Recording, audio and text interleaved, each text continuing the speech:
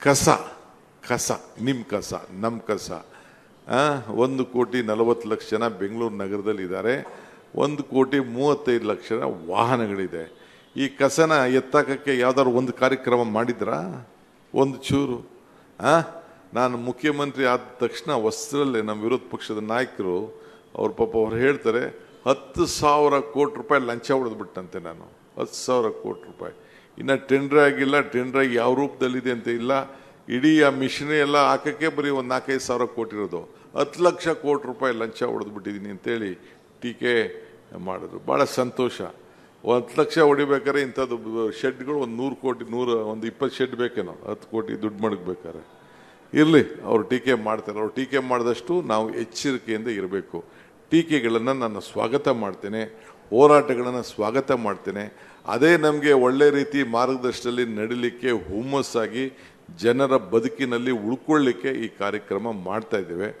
ಕೃಷ್ಣ ಬೈರೇಗೌಡರು ಹೇಳ್ದಂಗೆ, ನಮ್ಮ ಹ್ಯಾರಿಸ್ ಹೇಳ್ದಂಗೆ ಮುಂದಿನ 50 ವರ್ಷಕ್ಕೆ ಬೆಂಗಳೂರು, ನಾನು UD ಮಿನಿಸ್ಟರ್ ಆಗಿದ್ದಾಗ ಈ ಹೆಬ್ಬಾಳಿಂದ ಮೇಲಕ್ಕೆ ನೀರು ಕೊಡೋಕ್ಕೇ ಪ್ರಾಯ್ಬಿಟ್ ಮಾಡಿಬಿಟ್ಟಿದ್ದು. ಈ ಗಾಡ್ರೇಜು ಬಿಲ್ಡಿಂಗ್ ಕಟ್ಬಿಟ್ಟಿದ್ರು ಅಷ್ಟೊತ್ತಿಗೆ, ಅವ್ರಿಗೂ ನೀರು ಪರ್ಮಿಷನ್ ಕೊಟ್ಟಿರಲಿಲ್ಲ. ಆಮೇಲೆ ಮುಂದಕ್ಕೆ ವಿಧಿ ಇಲ್ಲದೆ ನೀರು ಕೊಟ್ಟು ಇವತ್ತು ಮೇಕೆದಾಟು ಯೋಜನೆ ಈಗಾಗಲೇ ಸುಪ್ರೀಂ ಕೋರ್ಟ್ ಅವರು ನಮ್ಮ ನೀರು ನಮ್ಮ ಹಕ್ಕು, ಕರ್ನಾಟಕದ ನೀರು ಕರ್ನಾಟಕದ ಹಕ್ಕು ಅಂಥೇಳಿ ಈಗಾಗಲೇ ಸುಪ್ರೀಂ ಕೋರ್ಟ್ ಅವರು ಕೂಡ ನಮಗೆ ಗೌರವನ ಕೊಟ್ಟು ಆದೇಶವನ್ನು ಕೊಟ್ಟಿದ್ದಾರೆ. ನಾನು ಯಾಕೆ ಇದು ಹೇಳ್ತಾ ಇದ್ದೀನಿ ಅಂದರೆ, ನೀರು ನೀವೆಲ್ಲ ಬಂದು ಹೆಜ್ಜೆ ಹಾಕಿದ್ರಿ, ನಮ್ಮ ನೀರು ನಮ್ಮ ಹಕ್ಕು ಅಂತೇಳಿ ಸಂಗಮದಿಂದ ಬೆಂಗಳೂರು ಕೂಡ ಬಂದು ಹೆಜ್ಜೆ ಹಾಕಿದ್ರಿ. ಆ ಹೆಜ್ಜೆಗೆ ಇವತ್ತು ಮುಂದಿನ ದಿನದಲ್ಲಿ ಪ್ರತಿಕೂಲ ಎಲ್ಲ ಕೂಡ ಆಗ್ತಾ ಇದೆ. ಆ ನಿಟ್ಟಿನಲ್ಲಿ ಕೆಲಸ ಮಾಡ್ತಾ ಇದ್ದೇವೆ. ಈ ಟನಲ್ ಎಲ್ಲಿ ಪ್ರಾರಂಭ ಆಗ್ತದೆ, ಇದು ಮೇಕ್ರಿ ಸರ್ಕಲ್ವರೆಗೂ ಮಧ್ಯಕ್ಕೆ ಹೋಗಿ ಅಲ್ಲಿಂದ ಎಲಿವೇಟೆಡ್ ಕಾರಿಡಾರ್ ಹೋಗ್ತದೆ. ಇನ್ನು ಕೆಲವು ಸಲಹೆಗಳನ್ನು ನಮ್ಮ ಭಾರತಿ ಸುರೇಶ್ ಅವರು ನನಗೆ ಈ ಭಾಗದಲ್ಲಿ ಏನಾಗಬೇಕು ಅಂತ ಕೂಡ ಅವರು ಕೂಡ ಚರ್ಚೆ ಮಾಡಿದ್ದಾರೆ. ಅದನ್ನು ಕೂಡ ನಾನು ಗಮನದಲ್ಲಿ ಮಾಡ್ತೇನೆ. ಸೊ ಅವಕಾಶ ಸಿಕ್ಕಿದಾಗ ಇಂಥ ಕೆಲಸಗಳನ್ನು ನಾವು ಮಾಡಬೇಕು. ನಾವ್ಯಾರು ಶಾಶ್ವತವಾಗಿ ಇರ್ಲಿಕ್ಕೆ ಸಾಧ್ಯ ಇಲ್ಲ. ಆದರೆ ನಾವು ಮಾಡಿದಂಥ ಕೆಂಪೇಗೌಡರು ಇವತ್ತಿದ್ದಾರಾ? ಇಲ್ಲ. SF ಕೃಷ್ಣ ಅವರು ಇದ್ದಾರಾ? ಇಲ್ಲ. SF ಕೃಷ್ಣರವರೇ ಇದನ್ನು ಆವತ್ತಿನ ಕಾಲದಲ್ಲಿ ಮಾಡಿದ್ರು? ಇಲ್ಲ. ಆದರೆ ಅವರನ್ನು ನಾವು ನೆನೆಸ್ಕೊಳ್ತಾ ಇದ್ದೇವೆ. ಅದಕ್ಕೆ ನಿನ್ನೆ ಅವರ ಹೆಸರಿನಲ್ಲಿ 10 ಕಿಲೋಮೀಟ್ರು ಏನು ಒಂದು ರೋಡ್ ಇತ್ತು, ಆ BDA ಹೊಸ ರೋಡನ್ನು ಅವರ ಹೆಸರಲ್ಲಿ ಇಟ್ಟು ಸುಮಾರು 10 ಪಥದ ರಸ್ತೆ. ಈಗ ಅಲ್ಲಿ ನಮ್ಮ ಕೋಗಿಲು ತಾವು ಕ್ರಾಸು, ಅಲ್ಲಿ ಎಕ್ಸಿಬಿಷನ್ ಸೆಂಟ್ರಿಂದ ರೋಡು, ಬಿಸ್ನೆಸ್ ಕಾರಿಡಾರ್ ಅಂತ ಅದಕ್ಕೆ ಹೆಸರಿಟ್ಟಿದ್ದೀನಿ. ಅದನ್ನು ಈಗಾಗಲೇ ತೀರ್ಮಾನ ಮಾಡಿದ್ದೀನಿ.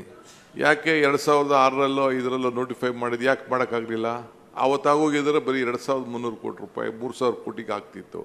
ಇವತ್ತು 26,000 ಕೋಟಿ ರೂಪಾಯಿ ಆಗ್ತಾಯಿದೆ. ಆದರೂ ನಾನು ಧೈರ್ಯ ಮಾಡಿ ರೈತರಿಗೆ ಹೇಳಿ, ಅಲ್ಲಿ ಯಾರೂ ರೈತರು ಇರಲಿಲ್ಲ, ಭಾಳ ಜನ ಜಮೀನನ್ನು, ಸ್ವಲ್ಪ ಜನ ರೈತರಿದ್ದರು.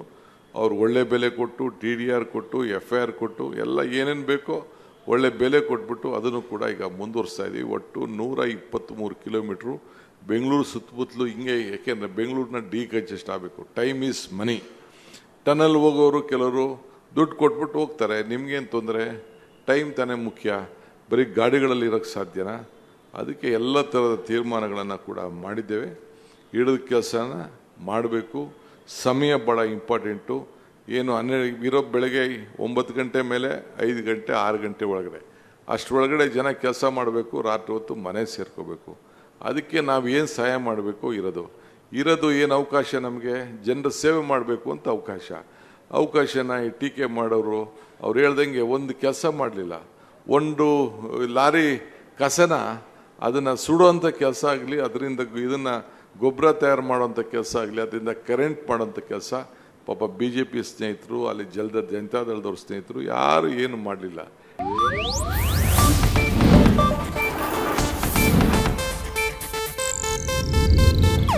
ಇದು ಏಷ್ಯಾನೆಟ್ ನ್ಯೂಸ್ ನೆಟ್ವರ್ಕ್ ಪ್ರಸ್ತುತಿ.